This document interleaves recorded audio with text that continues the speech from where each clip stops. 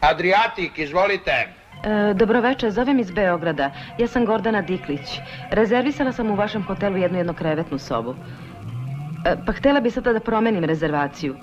Za jednu dvokrevetnu sobu, ali ne više na 3 nedelje nego na 2. Trenutak da pronađem. Kako ste rekli da se zovete? Gordana Diklić. Da. Izvinite, molim vas što menjam rezervaciju. Hvala vam puno. Znači, dvokrevetna soba za 2 nedelje i pansion. Hvala. Doviđenja.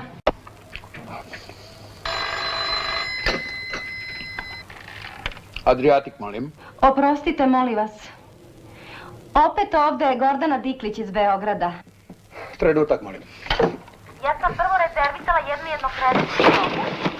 Jel me sad čujete? Jednu jednokrevetnu... A šta sada želite? Sada bih htjela da mi, znate, vratite onu jednokrevetnu, ali da mi ostavite i ovu dvokrevetnu, ali do 10. a ne do 15. Znate, gospođo, ja vas uopšte ne razumem.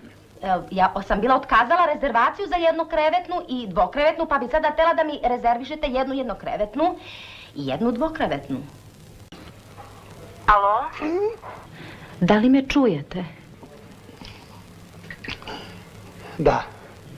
Znate šta bi vas molila? Da skratim boravak sa 10 dana na 7 dana, a umjesto jednokrevetne i dvokrevetne da mi date 2 dvokrevetne i polupansion.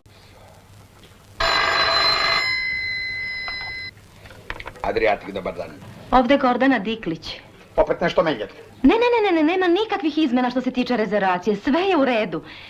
Nego, znate šta, htjela sam da vas obavestim i mi dovodimo i Bila. Koga? Bila. Molim vas, a gde će taj Bil da spava? Pa na terasi ili ispred hotela? Gospođo, ovo je hotel visoke B kategorije. Ovdje niko ne može da spava ni na terasi, a pogotovo ispred hotela. I moje s koju ostalom sa taj Bil? Ko je Bil? Pa Bil je kuće. Naše malo i veoma mirno kuće.